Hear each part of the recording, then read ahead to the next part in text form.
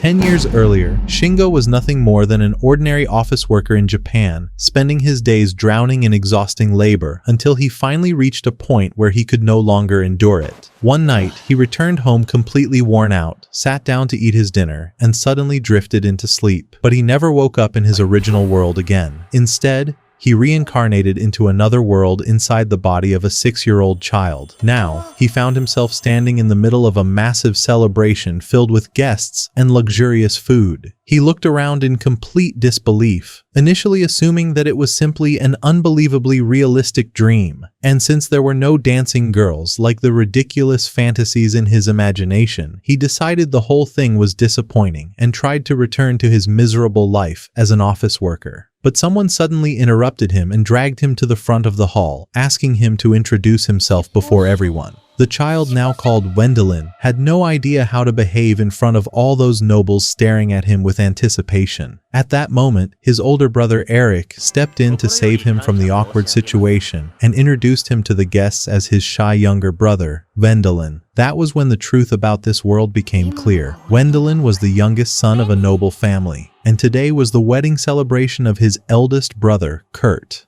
Wendelin felt genuinely happy, believing he had finally achieved the luxurious life he had always dreamed about. But the following morning, he discovered the horrifying truth. This noble family was actually extremely poor, and everything they displayed during the wedding had been nothing more than a temporary performance to make themselves appear wealthy before the guests. Eric personally confirmed it to him, explaining that the family had spent years saving money solely for the sake of holding that wedding ceremony, and now they had returned to their usual miserable lifestyle once again. But the shock did not end there. Wendelin soon learned that his father was a failed investor and that he had 7 older brothers, 2 of whom were only half-brothers. At that moment, Wendelin realized he was the 8th son of an impoverished noble family, causing him to fall into genuine despair because even his former life as an overworked Japanese office employee had been better than this new existence. One day, he watched Eric and 2 of his brothers leaving the house because the eldest brother, Kurt, had inherited everything after his marriage, while the remaining brothers were forced to abandon their noble status and search for work on their own.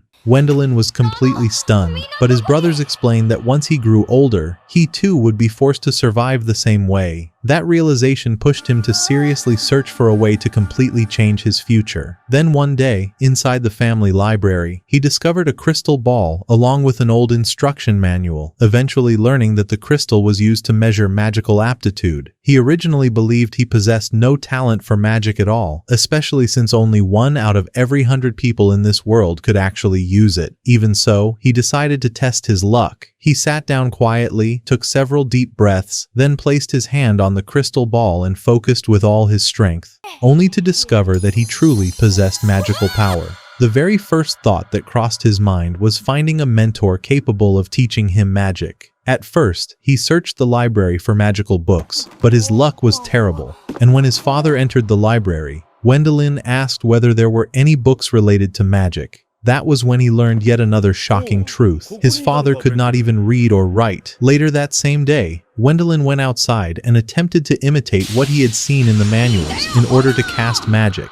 But he failed completely, and nothing happened at all. Suddenly, a strange man appeared before him and explained that he had sensed magical energy coming from him moments earlier. Thanks to the cautious instincts he retained from his previous life as a Japanese office worker, Wendelin immediately grabbed a stick and pointed it toward the stranger. However, the man effortlessly caught the stick and threw it aside before calmly introducing himself as a mage named Alfred. The stick flew away and accidentally caused a massive boulder to crash down onto a gigantic wild boar. The beast went berserk and charged directly toward them while letting out terrifying roars. Wendelin panicked and tried to flee, but Alfred stopped him and ordered him to use his magic instead of acting recklessly. Alfred then guided him step by step, teaching him how to move the mana inside his body, until Wendelin finally succeeded in releasing a powerful gust of wind that pushed the boar backward. Wendelin's eyes widened in absolute shock, while Alfred smiled proudly and encouraged him after witnessing him cast the very first spell of his life. But the boar attacked again moments later, forcing Alfred himself to step in. With nothing more than a simple motion of his finger, he unleashed an overwhelming wind spell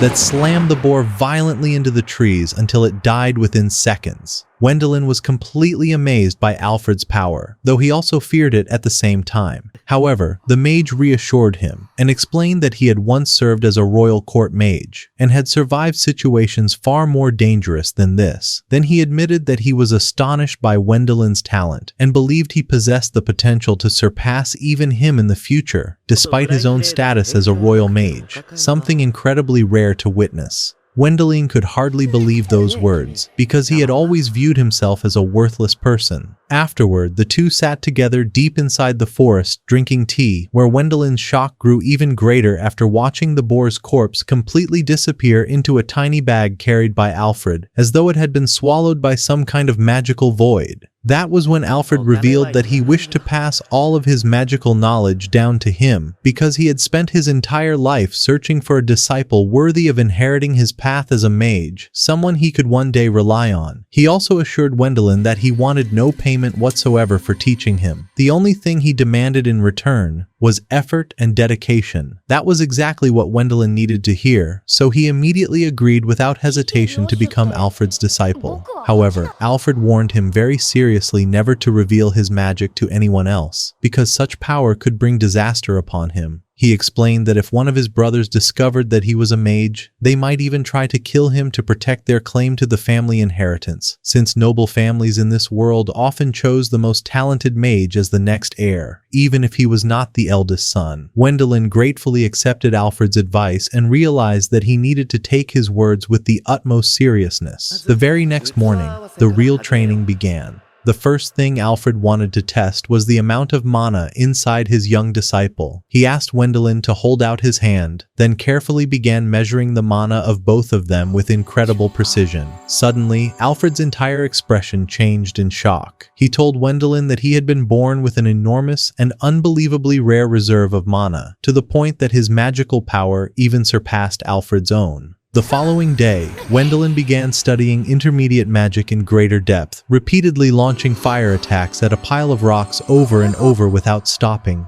Alfred watched with amazement and joy at his absurd rate of progress, praising him and explaining that most people required several months just to reach this level, while Wendelin was improving at a terrifying speed. Alfred also shared the vegetables he gathered every day, so that Wendelin could help feed his family, which caused his older brother Kurt to become increasingly jealous, because he had started noticing the dramatic changes in Wendelin and how everyone seemed to pay more attention to him than before. The next day, Alfred took his disciple high into the sky to train him in the art of magical detection. There, while Wendelin closed his eyes and concentrated with all his senses, he successfully located a bird flying in the sky, then used magic to throw a stone and hit it directly, turning the bird into their dinner. Alfred was once again shocked by Wendelin's extraordinary talent. The two then sat together eating roasted bird meat with homemade wasabi, while Wendelin proudly explained that he had personally gathered those ingredients himself from inside the forest. But Alfred warned him never to venture too deeply into the enchanted forest in search of cooking ingredients, because the forest was filled with monsters capable of killing him effortlessly. Several days later, Wendelin began learning water magic, and during that time he noticed that Kurt kept constantly watching him. Alfred assumed that his brother had started suspecting that Wendelin possessed magic and was afraid of losing his position within the family. However, Wendelin explained that he had no interest whatsoever in becoming the family lord. At that point, Alfred suggested that he become an adventurer instead. Wendelin became extremely excited by the idea and immediately began imagining a future filled with adventures and travel. But while he was distracted by those dreams, Alfred was secretly suffering from a deadly curse and was doing everything in his power to prevent it from consuming him. That same day, Wendelin informed his family that he wanted to become an adventurer, but his father sadly explained that they did not possess enough money to enroll him in an adventurer academy, which came as a painful shock to him. The next morning, Wendelin told Alfred that his family could not afford the academy's costs, but Alfred reassured him and explained that he could instead join the merchant guild. Then Alfred proposed that he begin working early and started teaching him advanced forms of magic such as flight and teleportation, allowing him to travel between cities quickly and freely. He even gave Wendelin an unforgettable experience by taking him high into the sky and showing him the vastness of the real world waiting beyond the borders of his tiny village. But late that night, Alfred realized that his curse had grown stronger than ever before, and that he no longer had much time left. Because of that, he decided that the following morning would be his farewell to his disciple. He told Wendelin that he no longer needed training from him anymore. The shock hit Wendelin so hard that he collapsed to the ground and could not even focus properly on his flight magic training afterward. He never wanted to part from his teacher so soon and begged Alfred to stay by his side. But Alfred insisted that he had already taught him everything he knew and firmly refused. That night during dinner, Wendelin sat in silence thinking about his master, while his father talked about a strange rumor spreading recently regarding an intelligent zombie that had appeared inside the forest. Unlike ordinary undead, this zombie seemed almost completely human and was even capable of speaking. The only differences were its cold body, pale skin, and slightly duller senses compared to normal humans. The moment Wendelin heard that description, he immediately remembered Alfred's pale skin, cold body, and slow reactions. Without hesitation, he rushed straight toward the forest searching for him. But while running desperately, he lost his balance and fell to the ground before he could find him. Suddenly, Alfred appeared before him. Wendelin could not believe that his teacher had truly died already. He tried convincing him to return home because remaining inside the forest was too dangerous. But Alfred finally chose to reveal the complete truth. He confessed that he himself was the intelligent zombie people had been talking about. At that moment, Wendelin completely broke down emotionally. Then Alfred began telling him his real story. He explained that 5 years earlier he had served as the court mage of a duke. One day, the duke's eldest son was struck by a deadly illness, forcing them to organize a full military expedition into the enchanted forest in search of a rare herb capable of curing him. But the monsters within the forest far outnumbered and overpowered them. Alfred had been the strongest fighter among the entire group and the only person capable of standing against those monsters. That was exactly what Wendelin needed to hear, so he immediately agreed without hesitation to become Alfred's disciple. However, Alfred warned him very seriously never to reveal his magic to anyone else, because such power could bring disaster upon him. He explained that if one of his brothers discovered that he was a mage, they might even try to kill him to protect their claim to the family inheritance, since noble families in this world often chose the most talented mage as the next heir, even if he was not the eldest son. Wendelin gratefully accepted Alfred's advice and realized that he needed to take his words with the utmost seriousness. The following morning, the real training finally began. The very first thing Alfred wanted to examine was the amount of mana inside his young disciple. He asked Wendelin to hold out his hand, then carefully measured the magical energy flowing through both of them. Suddenly, Alfred's expression completely changed in shock. He told Wendelin that he possessed an enormous and unbelievably rare reserve of mana, to the point that his magical power even surpassed Alfred's own. Wendelin finally decided to use his holy magic to purify him. Sacred light struck Alfred's body, but the spell was not strong enough to finish him completely. Alfred then told him to focus harder and release even greater power. At that moment, memories overwhelmed Wendelin completely, as he remembered every day and every week he had spent beside Alfred. He poured all of his emotions and strength into the purification spell. Slowly, Alfred's body began fading away, little by little. In his final moments, he smiled warmly at his disciple, thanked him, and asked him to do everything he could in the future. Wendelin remained crying for a long time after his teacher disappeared. Then he wiped away his tears and swore to become someone worthy of all the hopes Alfred had placed upon him. From that day onward, Wendelin threw himself into brutal magical training until 5 entire years passed and he reached the age of 12. At last he became ready to leave behind his poor home and family and head toward the Adventurer Academy to begin a completely new life. Upon arriving at the academy, he was accepted as one of the scholarship students within an institution filled with promising beginners carrying great potential. Everyone began introducing themselves, and 2 girls named Louise and Ina immediately became the center of attention because they belonged to extremely famous martial families. Both of them also carried the bloodlines of houses that directly served the Duke. When Wendelin's turn came to introduce himself, he realized that his social skills had deteriorated badly due to the many years he spent isolated inside his village. causing him to stutter nervously while speaking. Naturally, almost nobody paid attention to him, making him feel that forming friendships in this place would be extremely difficult. Class soon began, and the instructor distributed team registration forms because all future training would revolve entirely around group-based activities. Since Wendelin still viewed himself as nothing more than a poor countryside boy, he was convinced that nobody would ever choose him for their team. What he did not realize was that everyone else saw him as the most dangerous and powerful mage in the class because he alone possessed magical power on such an extraordinary level. During break time, Louise and Ina discussed with their friend Elvin the possibility of recruiting that powerful mage into their group because they were convinced Wendelin could carry the entire team by himself. They also believed they were the strongest girls in the class because they used magic to enhance their physical abilities, making them the most suitable companions for him. The rest of the students also wanted to approach him, but none of them possessed the courage to begin a conversation because they were convinced someone as powerful as him would never care about weaker people. In the next lesson, the instructor announced that the best part-time job for students was hunting, though he warned them never to hunt alone because doing so was extremely dangerous. Wendelin grew nervous again because he still believed nobody would choose him. Meanwhile, Louise and Ina were equally nervous while trying to find an opportunity to approach him, whereas the foolish Elvin convinced himself that Wendelin was intentionally ignoring everyone because he was silently evaluating them one by one. Louise agreed with that idea, causing the three of them to decide they would achieve first place in the hunting competition in order to prove to Wendelin that they deserved to join his team.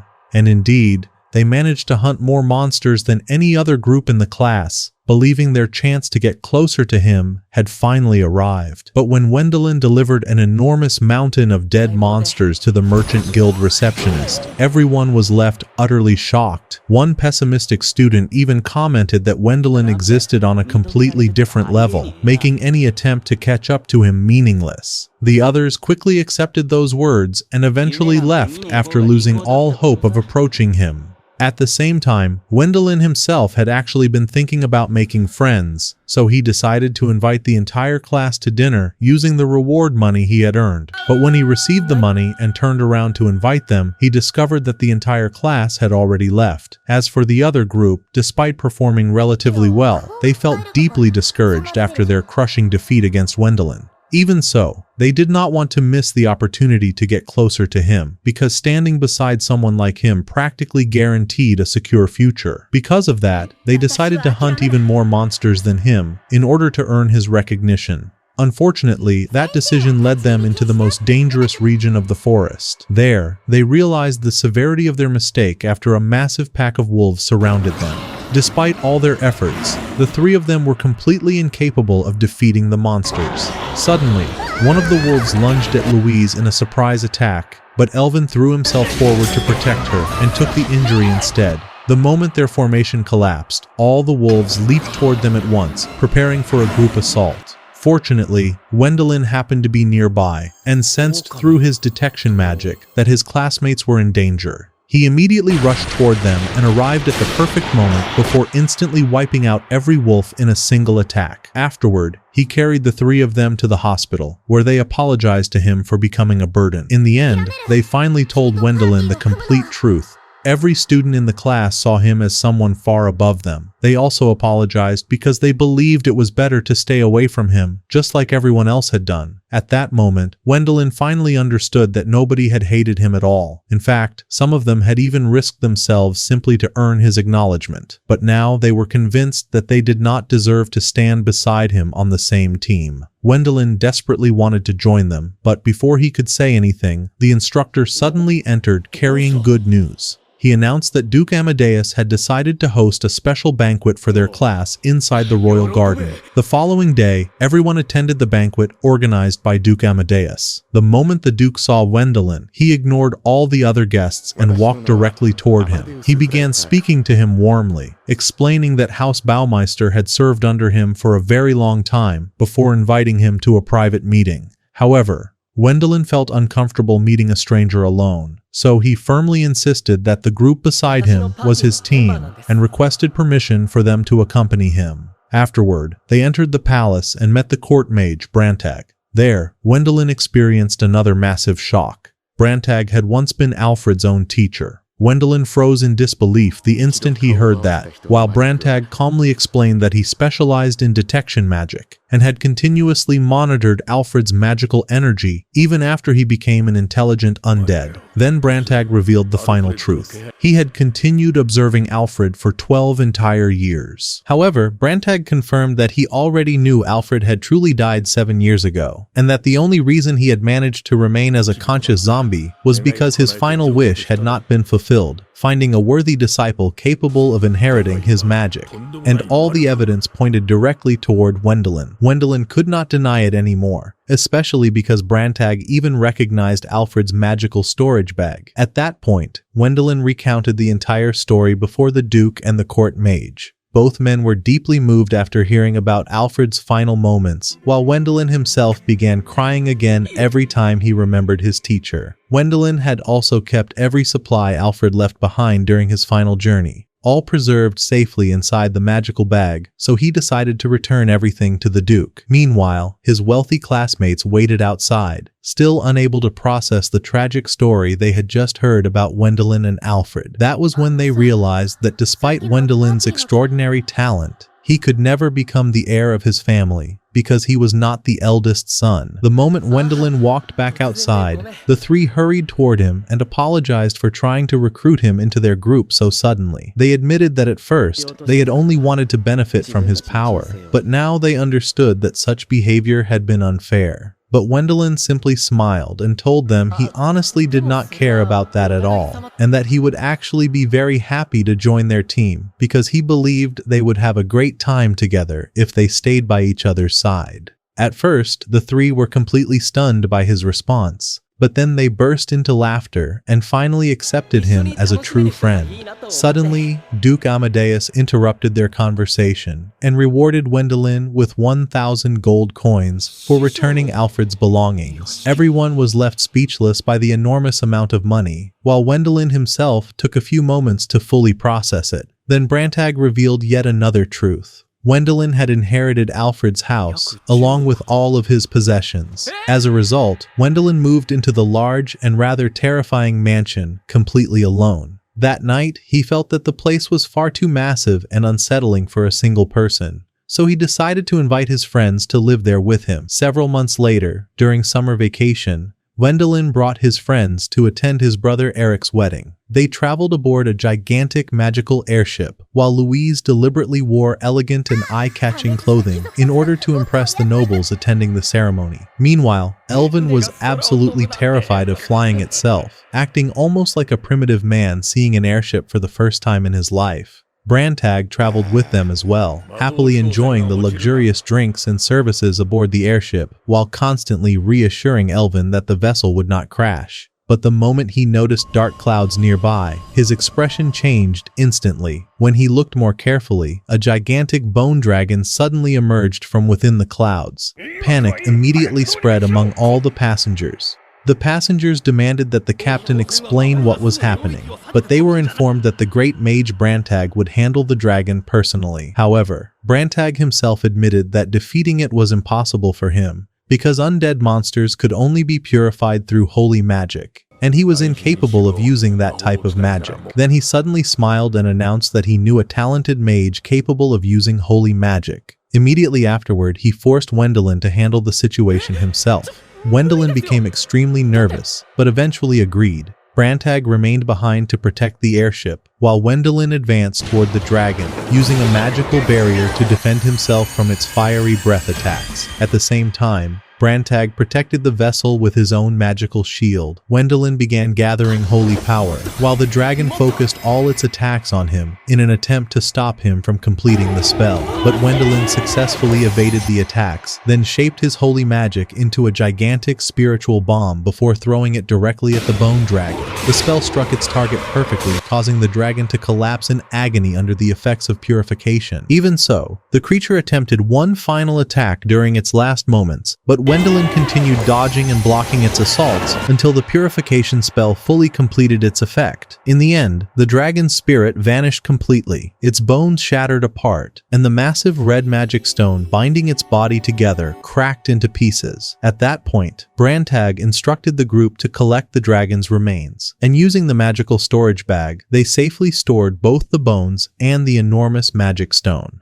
When Wendelin returned to the airship, everyone celebrated their survival and the fact that there had been no casualties. As for him, all he wanted was a little rest after that brutal battle. But suddenly, an old friend of Brantag appeared and informed Wendelin that he would not be getting any time to relax. Brantag himself was shocked upon seeing his old companion, then introduced him to Wendelin as the two of them began reminiscing about their adventures from long ago. The following day, the airship finally arrived at the capital. The moment the passengers disembarked, Brantag immediately fled and left his friend in charge of Wendelin. Right afterward, orders arrived from the kingdom's knights. Their commander personally stepped forward to thank Wendelin for slaying the bone dragon, then requested that he head to the royal palace immediately because the king wished to meet him. His friends departed toward his brother Eric's residence, while Armstark escorted Wendelin to the royal palace. There, Wendelin received an extravagant welcome as the hero who had slain the bone dragon. However, the nobles were clearly unhappy seeing him receive so much attention and admiration.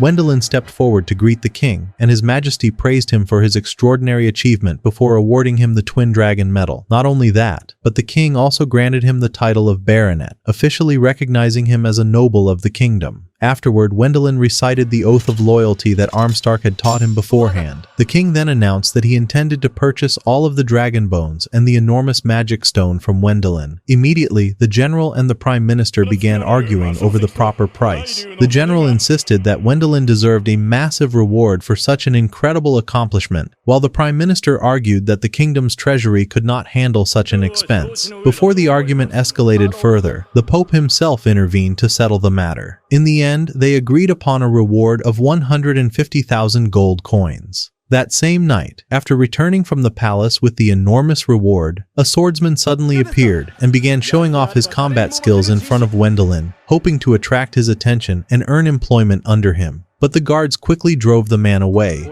At that point, Armstark explained to Wendelin that he would need to get used to people like that, because many individuals would come seeking work under him in the future. Not only that, but he also warned him about nobles who might try to marry their daughters to him. The moment Wendelin heard that, he panicked instantly and admitted that he was actually terrified of girls in the first place. The following day, he finally attended his brother Eric's wedding, where he reunited with the brothers who had left home alongside him before. All of them complained that Kurt had not sent any gifts to either the groom or the bride, which would place the family in an embarrassing situation before the guests. Because of that, Wendelin decided to pay for the gifts himself. It was there that he began to understand that nobility was not merely about wealth and appearances, but also about bearing responsibility.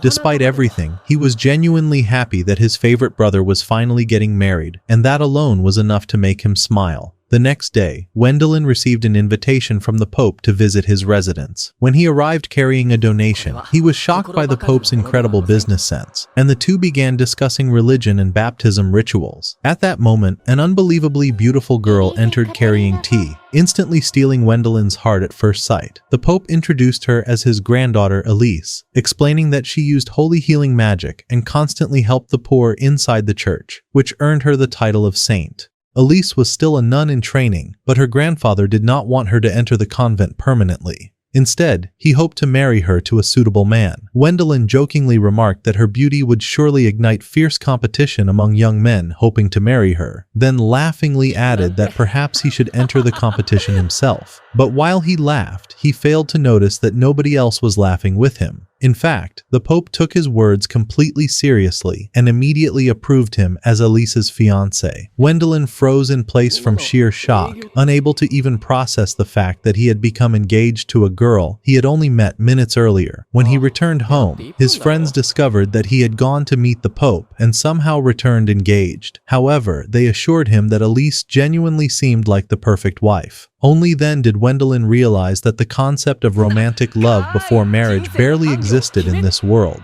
and that he was at least fortunate enough to have seen his fiancée before the final decision had been made. Afterward, someone painted clown makeup on his face so he could leave the house without people recognizing the famous dragon-slaying noble. Elvin accompanied him the entire time, thoroughly enjoying teasing and irritating him, especially whenever he mentioned how beautiful his fiancée was, just to make Wendelin jealous on purpose. Meanwhile, Gwendolyn had genuinely begun worrying about whether Elise herself was truly satisfied with the engagement or not. While wandering through the marketplace, a spear-obsessed madman suddenly spotted Gwendolyn and immediately started demonstrating his combat skills before him in hopes of being hired. Very quickly, countless others began trying to apply for work under Gwendolyn as though he were some great lord. In the very next moment, Gwendolyn vanished, using teleportation magic, and fled straight back to his house to escape the chaos. There, Elvin and Eric explained to him that he truly needed someone capable of dealing with all those troublesome people on his behalf. Elvin then suggested that he himself should take that role. Gwendolyn loved the idea immediately, so he hired Elvin on the spot, while Elvin nearly lost his mind from shock after suddenly obtaining a job so easily. As for Gwendolyn, he did not care about any formal contract details whatsoever, and immediately headed out to see his new fiancée instead. However, while using teleportation magic, he accidentally miscalculated the destination and appeared outside the Pope's office window, crashing there just before the Pope returned to his office. A short while later, Elise discovered Gwendolyn lying outside the window, so she brought him up to the rooftop to speak privately together. There, Gwendolyn nervously asked her what she truly thought about the engagement. Elise answered that she was truly happy to become the wife of a famous hero who had slain a bone dragon. At that moment, Gwendolyn finally felt relieved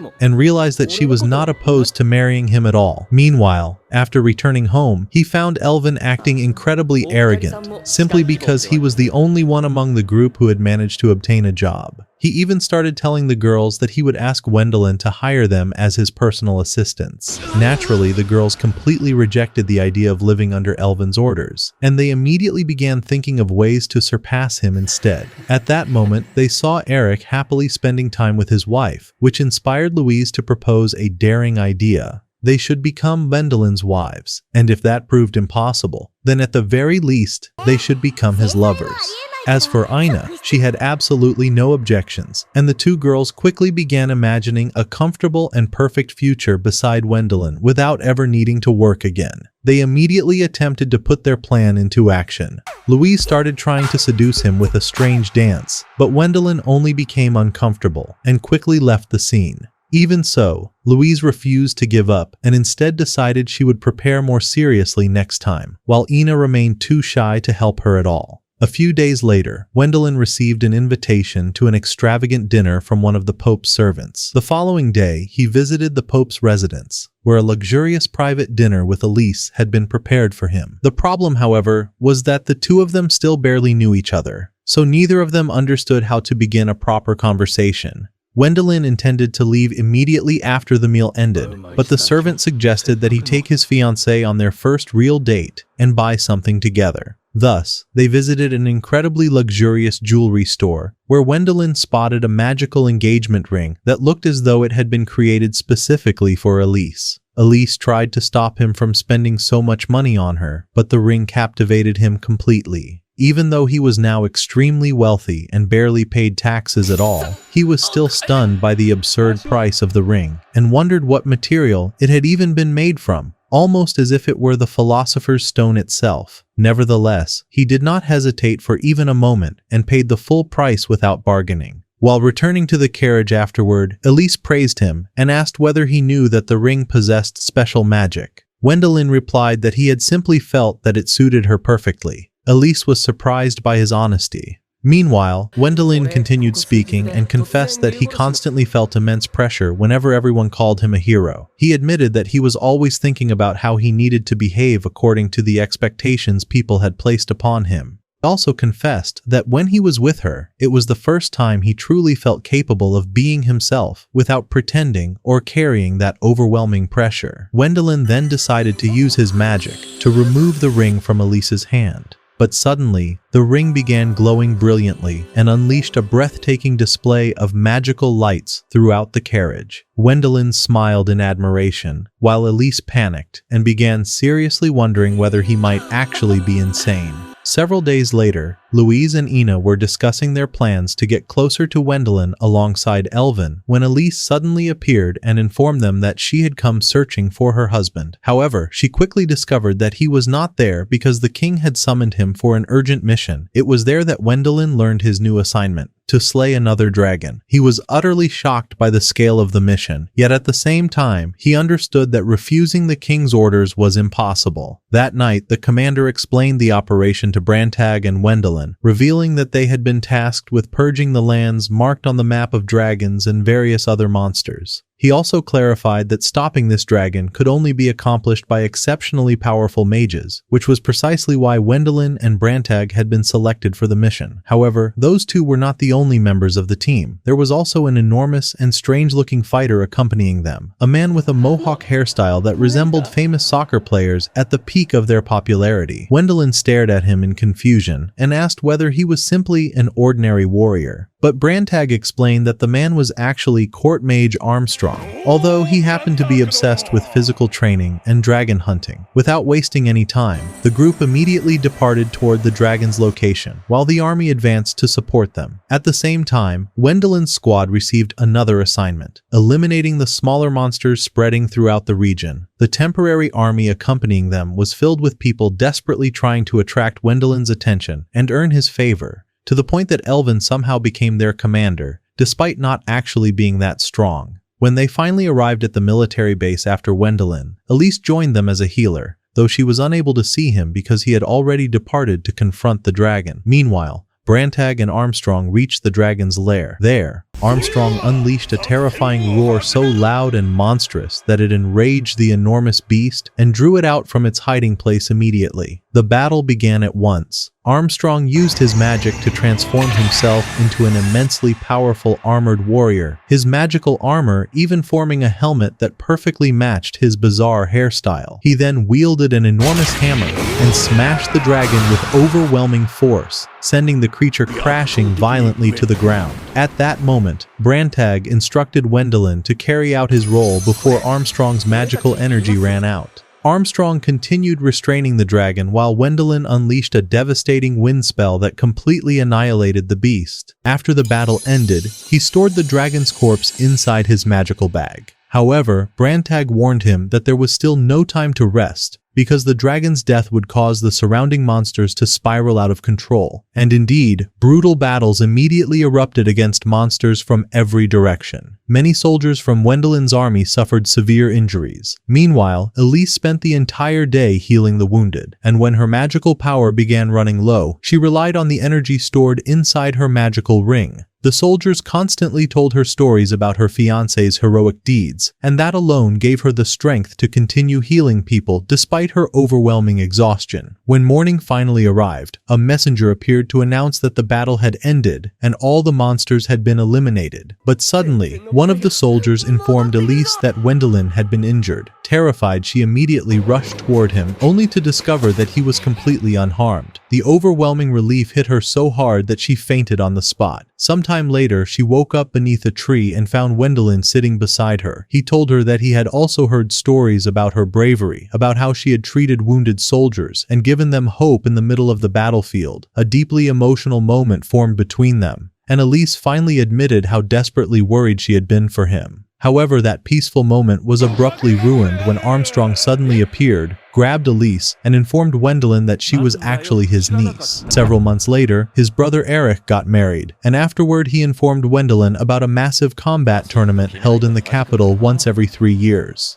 At first, Wendelin had absolutely no interest in participating, especially since there was no category specifically designed for mages. However, his family insisted so strongly that he finally gave in. As a result, he registered as a swordsman, intending to rely on magic to strengthen his body, only to later discover that doing so was strictly forbidden in the tournament as well. He became somewhat discouraged, yet still decided to participate anyway, even if he lost, simply because his family had been so determined about it. Meanwhile, Brantag informed his friends about the tournament and instructed them to participate for the honor of their families. Louise and Ina immediately began training intensely. Elvin, on the other hand, remained relaxed because he already had a stable job. But Brantag warned him that he might get fired if he continued being useless, instantly throwing him into panic. That night, Wendelin informed everyone that Elise would officially join the team as their healer. He also mentioned that the current champion would not be participating this time, in order to give others a chance to win. The moment Elvin heard that, he immediately began imagining himself becoming the new champion. However, during training, it became painfully obvious that Wendelin was physically the weakest member of the group. He was terrible at running, terrible at physical exercises, and barely even understood how to use a sword properly. Because of that, he quickly gave up and stopped training altogether. Meanwhile, his friends continued training day after day. But later, when Wendelin informed them that the current champion had decided to return and participate in the tournament after all, Elvin's motivation completely shattered. He immediately felt like abandoning training entirely, even while Louise and Ina tried convincing him not to give up. When Elvin later went to speak with Elise about the situation, he discovered that she herself had secretly been training the entire time so that her weak body would not become a burden on the team. That revelation reignited his determination completely, causing him to resume training with full seriousness. Eventually, the day of the tournament finally arrived. Wendelin's very first match was against the reigning champion himself, Captain Mike. Wendelin knew perfectly well that he had absolutely no chance of victory, so all he truly wanted was to avoid embarrassing himself in front of everyone. But the moment the match began, Captain Mike struck him only once with his sword, instantly knocking him to the ground and ending the battle within seconds. Immediately after his defeat, Wendelin returned to the stands and calmly sat there drinking tea with his fiancée while waiting for his friends' matches to begin. Each member of the group then fought their own battles. Louise was the first to return after losing in the preliminary semifinals. Ina, meanwhile, successfully reached the preliminary finals, where her opponent turned out to be the spear-obsessed warrior who was constantly trying to attract Wendelin's attention. His goal was obvious. He wanted to defeat her, prove himself worthy, and secure a position within the Dragon Slayer's team. However, Ina quickly realized that he was vastly stronger and more experienced than she was, leading to her rapid defeat before she returned to her friends. After losing, she wanted to tell Wendelin that the spear fanatic's name was Roderick and that he could potentially become an excellent addition to the team. The problem, however, was that Wendelin was already asleep because Elise had not allowed him to sleep properly throughout the entire night before. Meanwhile, Elvin successfully advanced all the way to the finals, though he suffered an injury to his arm during the semi-finals. His opponent in the final match was none other than Captain Mike himself. Backstage, the doctor advised Elvin that withdrawing would be the best decision for the sake of his health, but Elvin stubbornly refused because he was terrified of being expelled from Wendelin's team. At that moment, his friends arrived carrying food personally sent by Wendelin himself as a gesture of encouragement and support. Once Elvin realized that Wendelin would never abandon him even if he lost, his determination returned completely, and he decided to fight for the honor of his friend. In the end, he still lost the match. However, his spirit and determination impressed Captain Mike so deeply that the champion personally decided to train him himself, while also taking Ina under his guidance. Afterward, Wendelin and Louise found a martial arts instructor for themselves as well. But Wendelin experienced an extremely bad feeling while heading to meet that instructor. In a distant and desolate wasteland, his fears were confirmed when he discovered that their new teacher was none other than Armstrong himself, his old acquaintance, who confidently promised to make them stronger than they could possibly imagine. And just like that, 3 entire years passed by, as though they were only a single fleeting moment. Now, Wendelin had officially become a grown man. In this world, a person is officially considered an adult upon reaching the age of 15. At last, Wendelin was finally able to begin his life as an adventurer alongside his friends, and he was incredibly excited to experience a true adventure for the first time in 3 entire years. Previously, he had merely been a landless noble, which meant he was obligated to obey any command the king issued at any moment. But now, he believed he would finally obtain the freedom he had waited for so long to enjoy. However, at that exact moment, Brantag arrived carrying orders from the Adventurers Guild. He informed them that they had been selected for an extremely dangerous mission to explore an ancient dungeon, and that he himself would serve as their advisor throughout the operation. He then led Wendelin and his team to a place rumored to house a massive dragon that had lived there for many years without anyone ever managing to defeat it. There, he showed them an incredibly deep pit before descending with them into the darkness and explaining that the guild had previously sent numerous adventurers to investigate the location, yet none of them had ever returned alive. The guild had also confirmed that a dragon lived inside, which was precisely why Wendellin's team had been summoned. Ironically, the amusing part was that everyone on the team was terrified of dragons to begin with, so they all hid behind Wendelin as though he were their personal shield. After some time, they reached a gigantic door and entered an empty chamber containing a magical circle engraved across the floor. Brantag immediately sensed that something was wrong and shouted for everyone to run, but before they could move, the door slammed shut automatically. Suddenly, the magic circle activated, freezing them in place before teleporting them directly to another location deep within the dungeon. Brantag explained that he had heard stories about traps created by ancient civilizations, traps designed to force intruders to climb floor by floor while battling monsters on every level. He believed they had fallen into exactly that kind of trap. Louise immediately suggested that Wendelin use teleportation magic to escape,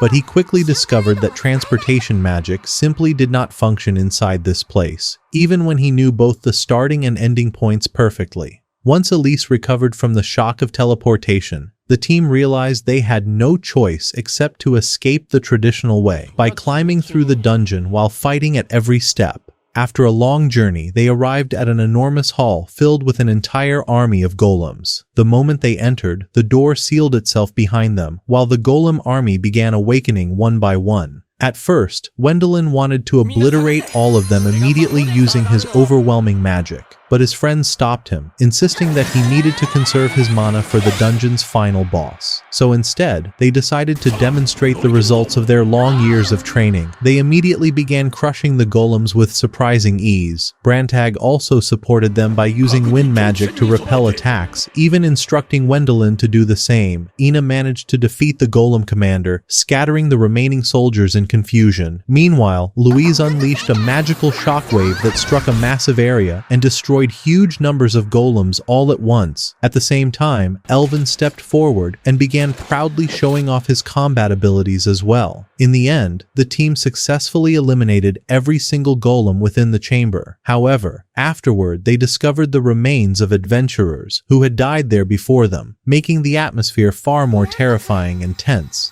Suddenly, Louise, who possessed the sharpest senses in the group, picked up strange sounds coming from the staircase nearby. She went to investigate, only to discover that even more golems were approaching them. And so, the team was not given even a moment to rest before being forced back into battle once again. Days passed in exactly the same way. Endless battles, without pause. Every time they climbed to a new floor, they encountered larger and far more dangerous waves of golems. As time passed, exhaustion slowly began consuming all of their bodies. Eventually, the group reached an empty hall, causing them to believe they had finally conquered the dungeon and reached the end. But suddenly, Brantag noticed a gigantic mechanical dragon lying motionless in the center of the chamber. He tried warning them immediately, but the dragon awakened at once and unleashed a devastating explosive breath attack directly toward them. Brantag instantly reacted by creating a magical barrier to protect the team, while the others helped him resist the attack. At the same time, the golems returned from behind and began assaulting them again, with some of them even managing to injure Ina, making the situation even more dangerous. Thus, the final battle began. Elvin and Louise focused on fighting the golems, while Elise concentrated on healing Ina as the mages and healers desperately attempted to stop the murderous dragon by any means possible. But their magical energy was rapidly approaching its limit. At that moment, Wendelin proposed one final strategy. They would combine all of their power and destroy the dragon quickly before everyone collapsed entirely. Brantag agreed immediately and transferred all of his remaining magical energy to Wendelin. In response, Wendelin unleashed a gigantic magical beam that violently forced the dragon backward. However, Brantag collapsed immediately after exhausting every ounce of his strength. Wendelin continued the battle alone, but even he was beginning to reach his own limits. Just as he stood on the verge of defeat, Elise suddenly ran toward him, her face so red with embarrassment that it resembled a tomato, before shyly telling him that she was about to use a special kind of magic on him. Suddenly, she healed him while massively enhancing both his defenses and magical power.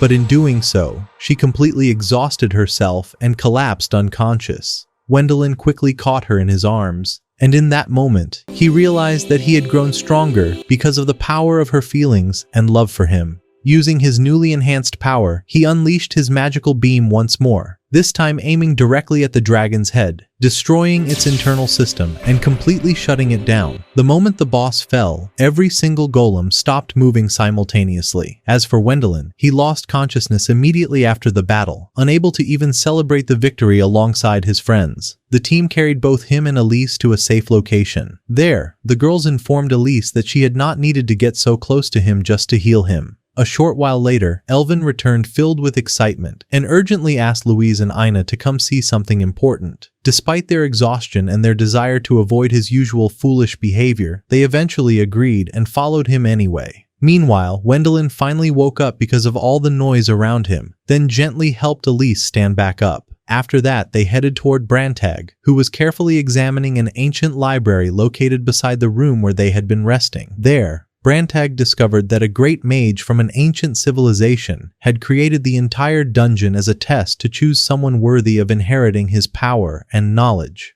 Wendelin could not understand what kind of treasure could possibly be important enough for someone to construct such a dangerous and complicated trial, but his friends had already uncovered the secret. They led him toward a massive hangar that contained 7 ancient magical flying vehicles, machines even older than the airships used in the current era. Brantag was utterly shocked and declared that this discovery alone was the discovery of the century, and that they were standing before a fortune worth millions of gold coins. Although Wendelin disliked taking money from the king, he realized that he no longer had much choice in the matter. Suddenly, Elvin pulled one of the levers nearby, causing a gigantic mechanism to activate and opening the exit gate of the hangar. Everyone felt overwhelming joy because they had finally managed to escape that horrifying dungeon alive. Afterward, they returned to the king and presented everything they had discovered. The king immediately purchased all of the findings, while the Adventurers Guild quickly seized control of the teleportation circle. When the time for rewards arrived, the Prime Minister awkwardly announced that every member of the team would receive 2 million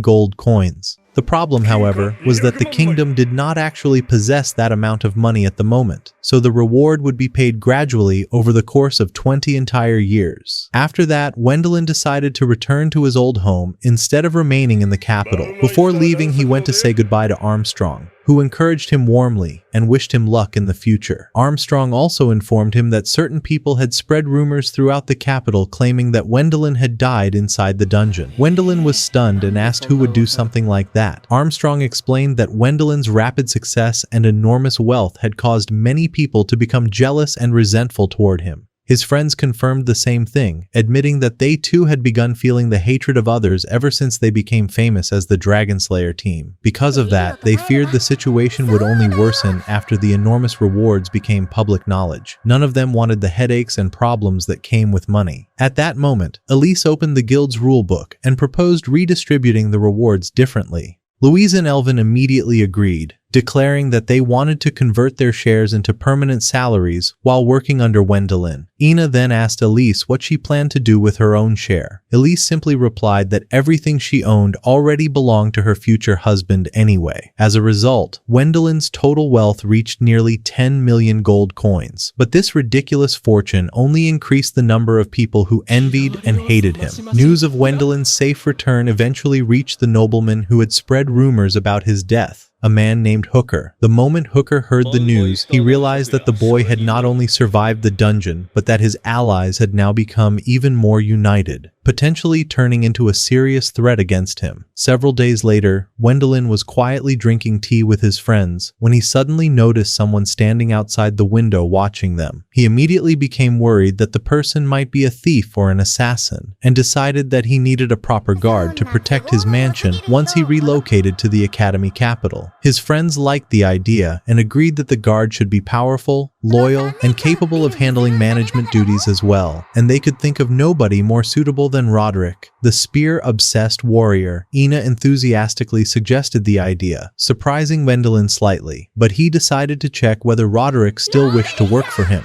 So he invited him to the house and offered him the position of personal guard. The instant Roderick heard the offer, he burst into tears because he had never expected his dream to finally come true after spending so long trying unsuccessfully to get Wendellin's attention. Meanwhile, the mysterious girl who had been watching them was still hiding somewhere inside the mansion. Everyone finally noticed her when she started drooling while staring intensely at the food on the table. Louise and Roderick both tried to catch her, while Elvin attempted to protect Wendelin and move him away from danger. But the girl was unbelievably fast and managed to escape with ease. Afterward, Roderick explained that she was most likely connected to the same people who had spread rumors about Wendellin's death. He requested permission to investigate the matter and advised Wendelin to leave the capital immediately for his own safety. However, Wendelin refused to depart for the moment because he still had many unfinished matters to deal with inside the capital. The following day, Wendelin and his team visited the Magic Guild Research Laboratory after hearing that the researchers had successfully reactivated the teleportation circle they discovered inside the dungeon. Not only that, but they had apparently also created a device capable of summoning anything a person imagined, which had attracted tremendous interest from mages and researchers throughout the guild. Elvin jokingly commented that such a machine would be every underwear thief's ultimate dream.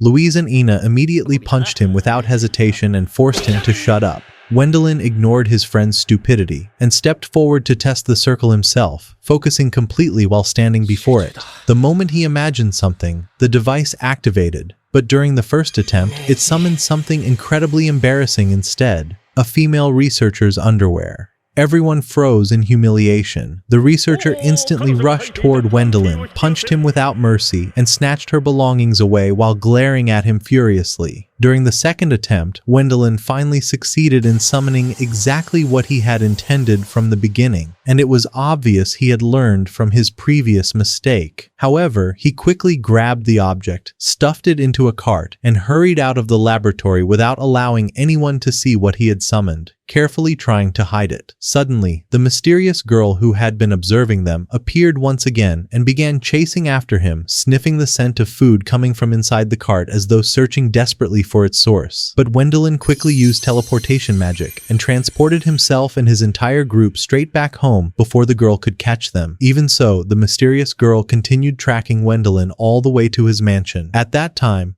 Wendelin had organized a small farewell party, inviting everyone who had helped him before his departure from the capital, hoping to thank them properly and send them off in a memorable way. While everyone enjoyed the food and drinks, Wendelin presented his final dish with complete confidence. It was raw fish, served with a strange brown sauce. He proudly explained that he had personally caught the fish using a magical tool, and that he had made the sauce himself, insisting that it was something truly special. At first, the guests hesitated to eat raw fish, but because Wendelin seemed so confident, they eventually decided to try it. The moment they tasted it, they were shocked by how unbelievably delicious it was, especially the strange brown sauce he used as seasoning. Everyone immediately began praising both the dish and Wendelin's cooking skills, and the instant the mysterious girl saw everyone enjoying the food, she started drooling uncontrollably and moved closer toward the mansion as though she had completely lost control of herself. At that exact moment, Roderick returned from his investigation and informed Wendelin that the person responsible for spreading the malicious rumors about him was Hooker, the Prime Minister's younger brother. He then explained the entire situation in detail. Roderick revealed that Hooker was trying to surpass his older brother and seize the position of Prime Minister for himself, which was why he targeted anyone connected to the current minister while operating from the shadows with extreme cunning. He had even sent a false letter to Wendelin's family claiming that Wendelin had died, planning to force Kurt's children to surrender their titles and properties in exchange for his assistance, ensuring they would remain indebted to him forever.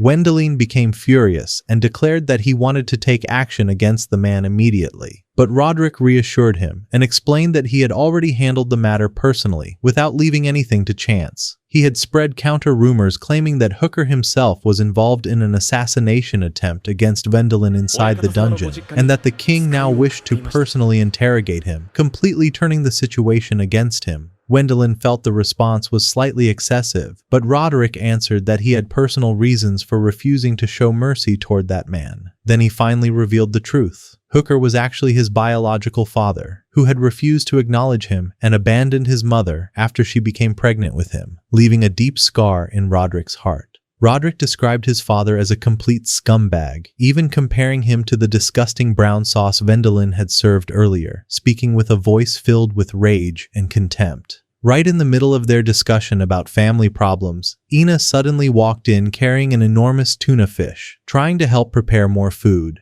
At that instant, the mysterious girl completely lost control because of her overwhelming hunger. She smashed through the front door violently and stormed into the mansion, causing absolute chaos. Everyone froze in place from pure shock and stared at her in disbelief. Then she charged directly toward Wendelin at incredible speed. Elvin tried to stop her, but she casually threw him to the floor with almost no effort at all. Meanwhile, Wendelin curled up in fear, convinced that she had come to kill him. But instead, she simply grabbed the tuna and immediately started devouring it, as though food was the only thing existing in her mind. At that moment, the general arrived and apologized for his daughter's behavior before introducing her as Irma. He explained that she suffered from a condition known as hero syndrome, a condition that caused her magical energy to constantly remain active, giving her an endless sense of hunger that never disappeared. However, in exchange, it granted her monstrous physical strength. Irma immediately proved this by lifting the gigantic tuna and tearing it cleanly in half without the slightest effort. The general then casually offered Wendelin two options: either make Irma his personal bodyguard,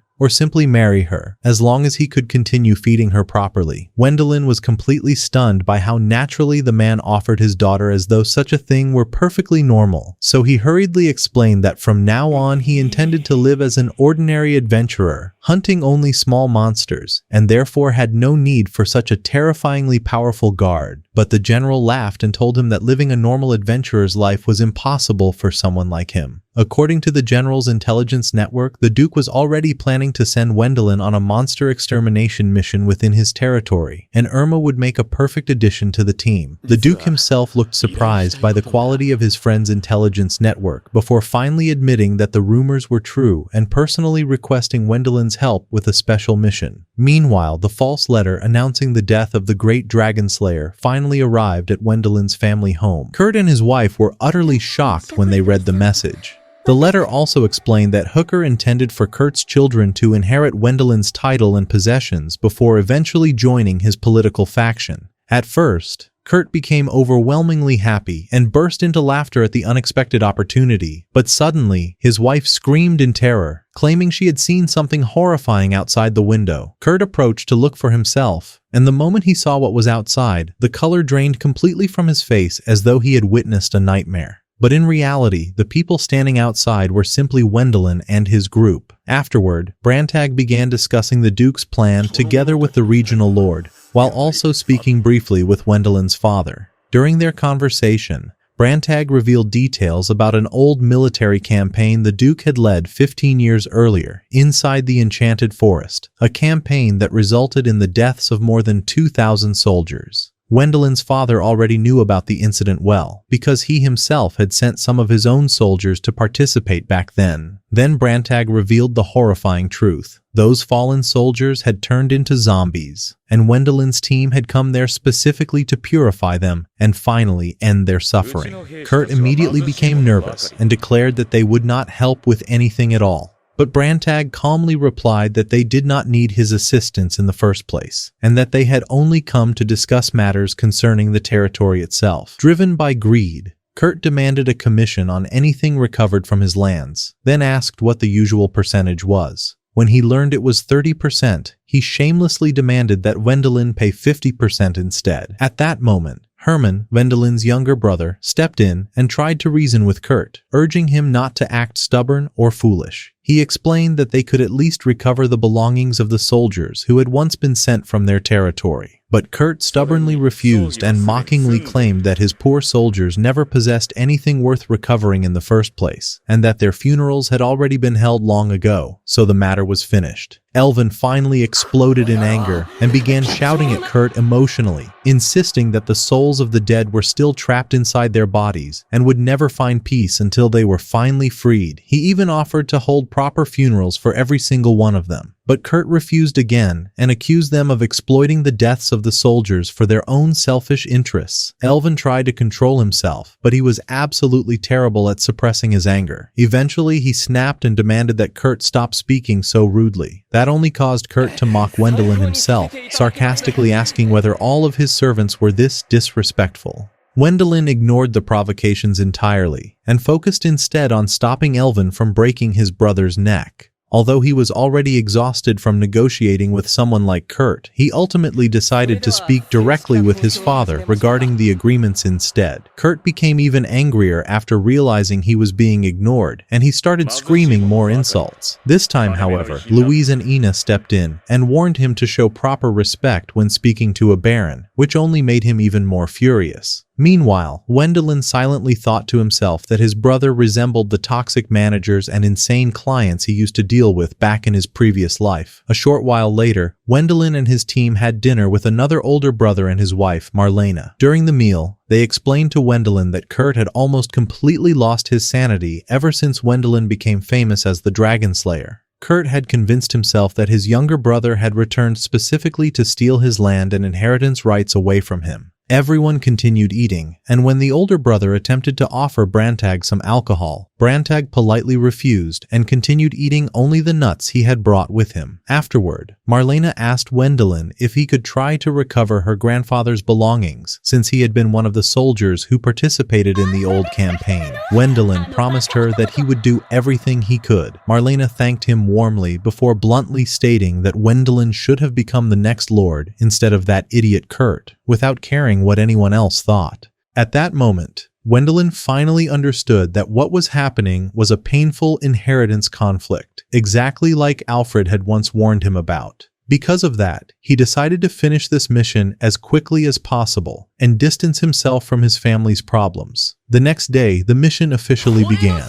Wendelin and his team entered the enchanted forest searching for the undead. To lure them out, Wendelin deliberately began insulting and provoking them, loudly declaring that if they refused to appear, he would simply assume they were cowards and continue mocking them. Elise looked at him in confusion and asked whether such a ridiculous strategy would actually work. But Brantag explained that ordinary zombies were mindless, while the undead in this forest reacted violently to insults and provocations. Suddenly, the entire atmosphere darkened, and zombies began appearing from every direction. Elise spread a cloth carrying a massive magic circle across the ground, and then Wendelin and the others began pouring their mana into it, creating an enormous purification barrier. They strengthened the barrier to its absolute limit, and any zombie that touched it instantly turned to ash and was purified, leaving behind only armor and weapons. Meanwhile, the rest of the team started complaining because they were not experiencing any real combat at all. But Brantag reminded them that their primary objective here was simply collecting the armor and belongings. After a short while, the leader of the undead army finally appeared,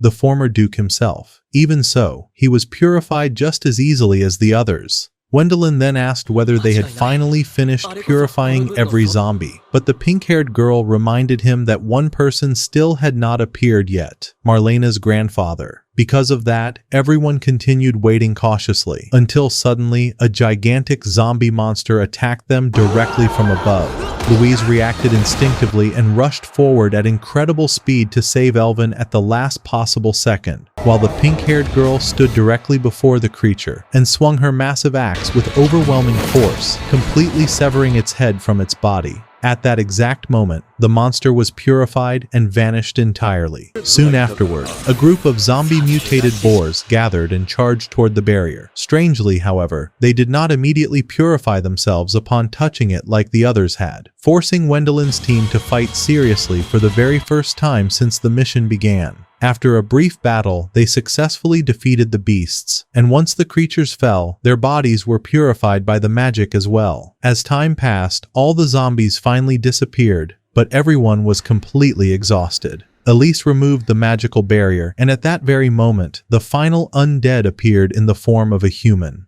Judging by the armor he wore, it was obvious that he was most likely Marlena's grandfather. Gwendolyn and Elise decided to approach him carefully, but to everyone's surprise, the zombie suddenly began speaking. He immediately asked about his granddaughter, then questioned whether Gwendolyn truly intended to carry out all the horrible things he had shouted earlier. Gwendolyn quickly explained that he had only been trying to lure all the zombies into one place. Then Brantag informed everyone that this man had evolved beyond being an ordinary zombie and had become a ghoul, a far more advanced undead creature capable of retaining its intelligence and self-awareness. Even so, Gwendolyn continued speaking to him calmly and told him that his granddaughter was living a happy life together with her husband. The old man smiled peacefully after hearing those words. Then he tossed his sword aside, accepted his fate without resistance, and allowed Elise to purify him.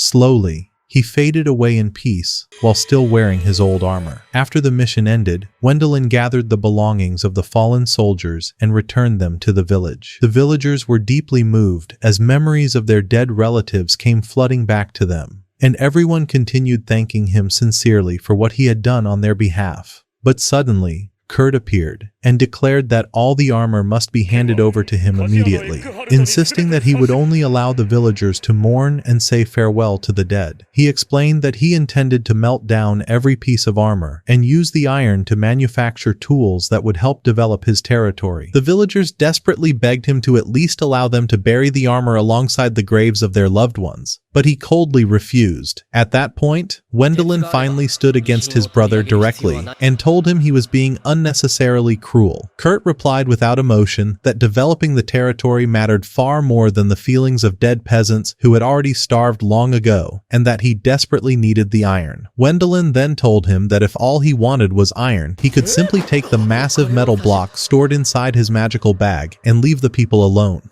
Kurt froze in shock and collapsed to the ground, and when his men asked what they should do next, he ordered them to wait until Gwendolyn had left the village. The following morning, Gwendolyn returned to the capital and handed the soldiers' armor over to Lord Amadeus, who promised to return the belongings to their families. However, he explained that the process would take some time, and until then, Gwendolyn was ordered to remain in his village and stay ready for further instructions. Gwendolyn did not want to remain anywhere near his brother and his family even for a single extra day, but he had no choice except to obey the Lord's orders. Even Brantag advised him to use the time productively, instead of constantly complaining. While staying once again in the home where he spent his childhood, the village chief was shocked to see him return, then invited him and his team to attend a collective funeral that would be held the following day. At the funeral, Elise stood before everyone praying for the fallen soldiers as both a priestess and the famous saint herself, causing the villagers to feel incredibly grateful toward her. At the same time, however, the villagers were furious over Kurt's absence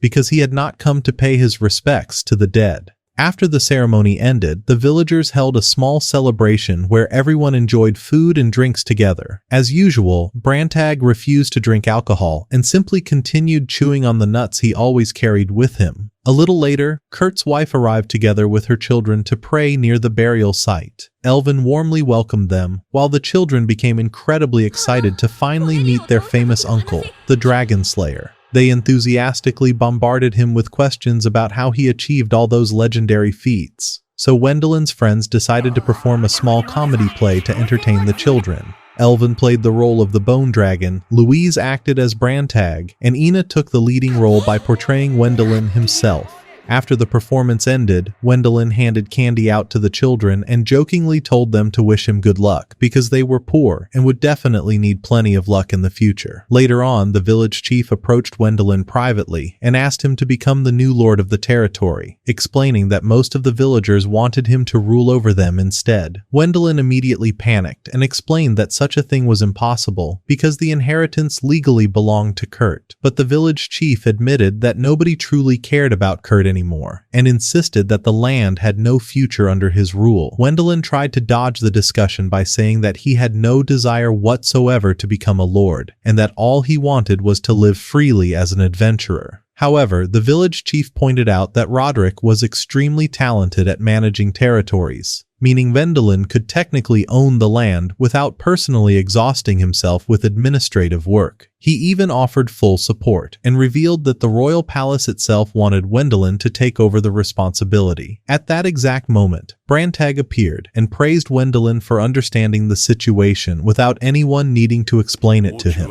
Then he confirmed that the king genuinely wanted Wendelin to become the territory's new ruler. Afterward, Brantag took Wendelin aside for a private conversation and explained that for many years the royal family had wanted to properly develop these lands, but every lord who inherited them had either been ordinary or completely incompetent. And according to Brantag, Kurt was the worst possible heir imaginable. He was the weakest, the least capable, and on top of everything else, a genuinely awful person. Because of that, the king had eventually been forced to take drastic measures against him. At the same time, however, the king could not simply order a change of inheritance directly, so he and his trusted officers devised a secret plan instead. The idea was to gradually drive Kurt insane until he eventually attacked Wendelin himself. Once that happened, Kurt would be arrested, placed on trial, and imprisoned, automatically losing his inheritance rights and clearing the way for Wendelin to become the new lord. And the undead purification mission, which the Duke had wanted to carry out for years, became the perfect opportunity to put the entire plan into motion. Wendelin asked Brantag why he had not explained all of this from the beginning, but Brantag answered that even if Wendelin had known the truth earlier, events would still have unfolded exactly the same way. Even so, Wendelin remained uncomfortable with the entire scheme, believing it was far too dangerous.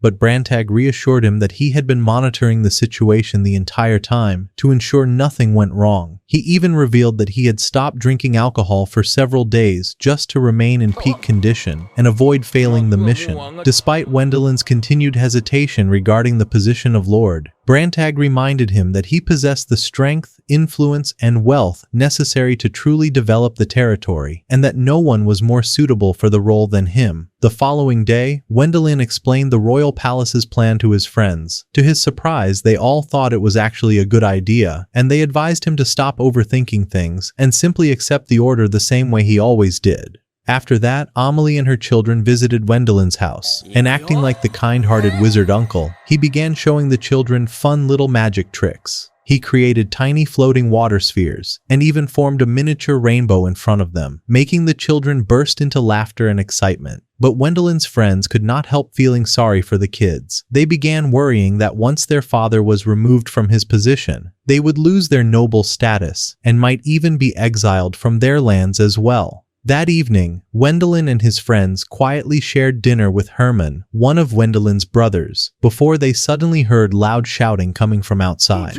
When they rushed out to investigate, they discovered that a group of furious villagers had gathered in front of the current lord's mansion, demanding that Wendelin be appointed as the new heir of the territory. None of the villagers seemed afraid of punishment anymore, because they had already reached a point of anger and despair, where consequences no longer mattered to them. After seeing the injustice Kurt had caused, and realizing how serious the situation had become, Wendelin asked everyone to give him some time to think. The villagers were shocked when they learned he intended to remain in the village longer, because rumors had claimed he would leave the next morning. Meanwhile, Brantag immediately realized that the village chief was the one secretly driving these movements, so he went to confront him personally. He warned the chief not to interfere with another person's plans, especially the king's own plans. Brantag explained that although what the chief was doing was not necessarily wrong, the royal palace disliked people who acted freely outside the scope of royal orders. The village chief thanked Brantag for the warning, but firmly stated that he would not back down as long as his actions benefited the people of the village. When Brantag later returned to the others, he found Elvin deeply troubled about Kurt's fate after losing his position. Elvin had assumed Kurt would merely be exiled, but Brantag calmly explained that the royal palace would most likely never allow him to remain alive after everything that had happened. Those words shocked Elvin completely, because despite everything, he did not want to see Wendelin's brother executed. The following morning, Wendelin went to meet Kurt and offered him a new proposal. He explained that once he became the new lord of the territory, he would grant Kurt a portion of land along with financial support to help him develop it, insisting that the plan would benefit everyone involved. Then he pointed out the undeveloped area he wanted on the map, but Kurt exploded in rage, tore the map apart in front of him, and accused Wendelin of trying to steal his position through manipulation.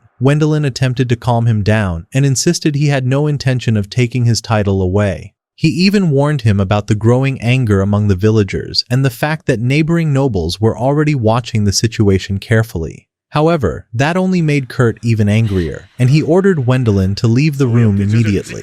Outside the room, Wendelin encountered Kurt's wife and children. She wanted to speak with him privately. Wendelin admitted that he had been trying desperately to create a happy ending for everyone, but he no longer knew how to accomplish that. Emily then confessed that the only thing that truly mattered to her was the safety and happiness of her children, and because of that, she had started leaning toward Wendelin's side, since she no longer saw any future with her husband. Then she suddenly asked Wendelin how he felt about her, almost as if she were hinting at romantic feelings between them. But Wendelin awkwardly replied that he already had more than enough women in his life. After their long conversation, Wendelin remained completely conflicted, unsure what he should do next. But suddenly, he came up with an entirely different idea. A short while later, while making a sticky substance together with his friends, Wendelin finally announced that he had made his decision. He declared that he would become the new lord of the territory. He explained that after thinking through every possibility, he decided he would not follow the king's original plan because he refused to let anyone die because of this conflict. At the same time, however, he admitted that he would need his friends' help, and they promised without hesitation that they would stand beside him no matter what happened. The next day, Wendelin and his friends opened a small marketplace inside the village. There, they began selling a strange yellow substance the villagers had never seen before, which was actually mayonnaise,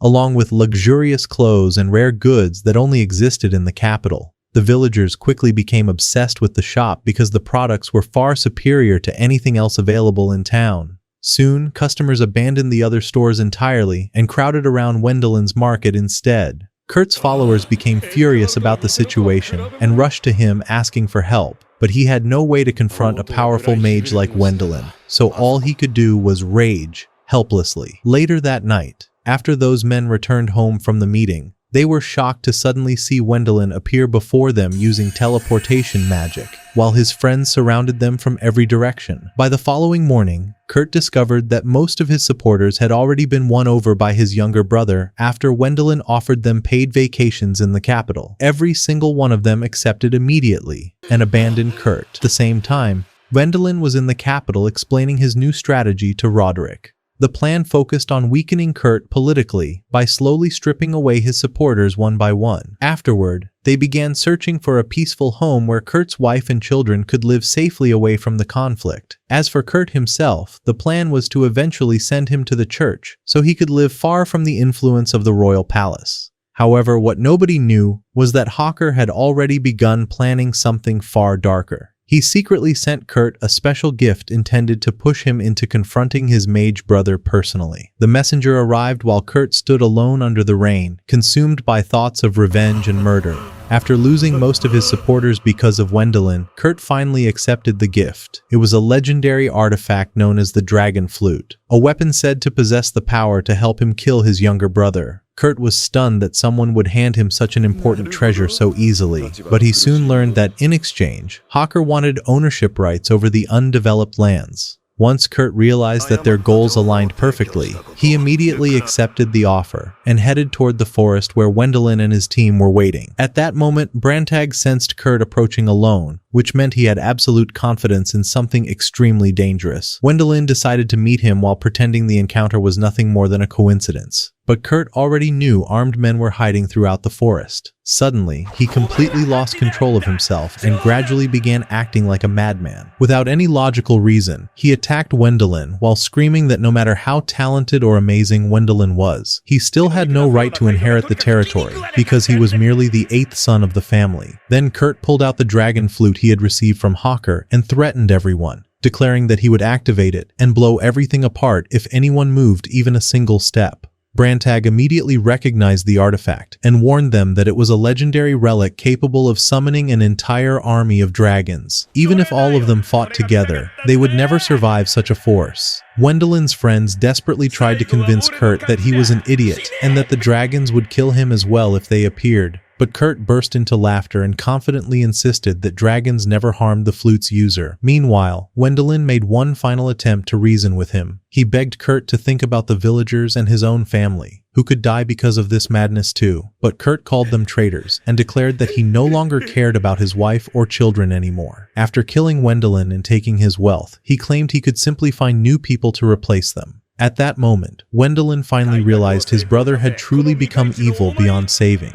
He immediately tried to attack him, but Kurt warned that he would play the flute the moment anyone approached him. Then he laughed once again and admitted that seeing a genius mage like Wendelin trembling in fear was the happiest moment of his life. He declared that everyone's deaths would ultimately happen, because Wendelin tried to steal the heir's position from him. Finally, Kurt raised the flute and began to play. In that exact moment, Brantag launched a surprise attack against him, but the flute effortlessly blocked the attack on its own, causing Kurt to smile triumphantly as if victory were already his. The instant the melody began, the sky suddenly turned pitch black. Dark spirits erupted from deep beneath the earth and surrounded Kurt from every direction. But strangely, no dragons appeared. Wendelin tried to rush forward and save his brother, but the pink-haired girl immediately stopped him after sensing a horrifying danger nearby. Even Elise realized the spirits surrounding Kurt carried an incredibly sinister and terrifying energy. At that moment, Brantag finally understood the truth. Kurt had not used the dragon flute at all. He had actually been tricked into using the curse flute, also known as the Flute of Doom. Rather than summoning dragons, the cursed artifact attracted evil spirits and transformed its user into an overwhelmingly powerful undead creature. When Wendelin heard that, his heart filled with fear for his brother. But it was already too late. The spirits had begun consuming Kurt completely, merging with his hatred and rage until he despised Wendelin more than ever before, believing him responsible for everything that had happened. His eyes turned blood red as the spirits gathered around him and swallowed him whole. Moments later, he transformed into a gigantic, monstrous creature. Wendelin stood frozen in shock, unable to accept the idea of killing his own brother. But Brantag screamed at him to use holy magic immediately before the monster lost all control. At that moment, Wendelin was paralyzed by fear and could not even move. Meanwhile, Elise stepped in front of him to protect him and tried to stop the monster herself, despite knowing her power alone would never be enough to purify it. But when Wendelin saw the battle unfolding before him, he finally regained his senses. He realized there was no longer any way to save Kurt. The only mercy left was to grant him a peaceful death. At that moment, Wendelin unleashed his holy magic with all his power, pushing his mana far beyond its limits. A massive light engulfed the giant monster completely, and in an overwhelming flash, the creature's body slowly began to disintegrate until it vanished entirely. But immediately afterward, Kurt's spirit, still overflowing with hatred and malice, burst free and shot toward the capital at terrifying speed to take revenge on the man who had deceived him.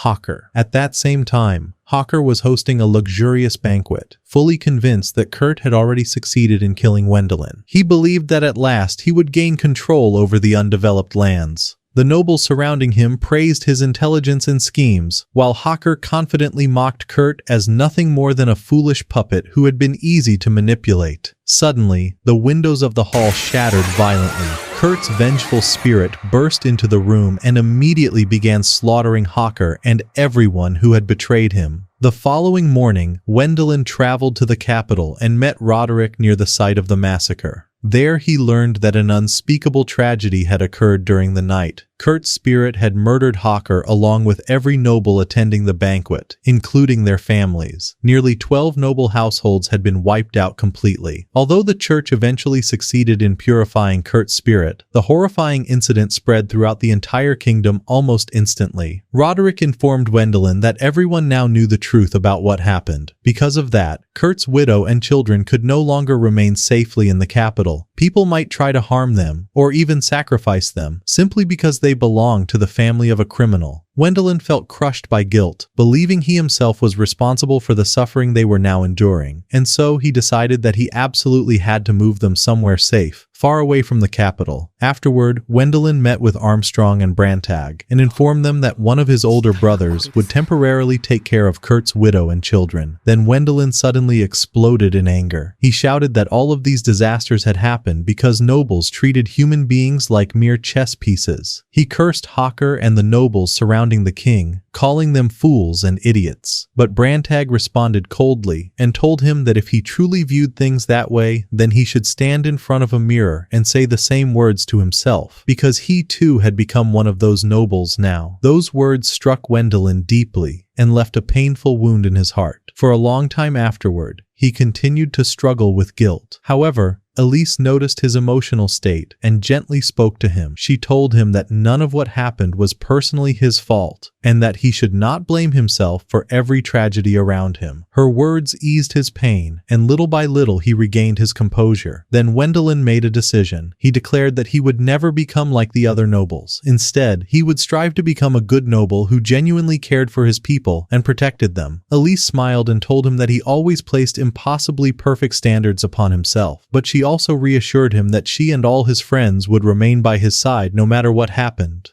Afterward, Wendelin went to meet the king, who thanked him for ending the unrest in his territory and rewarded him by granting him an enormous amount of land. Since developing such a massive territory would require tremendous effort, the king asked whether Wendelin desired anything else as well. Wendelin immediately seized the opportunity and began requesting rights regarding the redistribution of lands that had become ownerless after the deaths of the nobles involved in Hawker's incident. More than 12 noble families had vanished completely, leaving their titles and territories vacant. The moment he made the request, the nobles present began objecting furiously. Some called his demand shameless and insisted he withdraw it immediately. Even the prime minister accused him of trying to hand the lands exclusively to people from his own faction. But Wendelin defended himself firmly, arguing that those territories would never prosper unless they were governed by people who possessed genuine magical power. The Pope joined the debate as well, and the argument grew more intense by the second. Then Duke Amadeus suddenly stepped forward and openly declared his full support for Wendelin. As the meeting devolved into selfish demands from the other nobles, Armstrong glanced toward Wendelin and outwardly told him to withdraw his request. However, at the exact same time, he proposed to the king that half the lands should instead be granted to him so he could develop them personally using magic.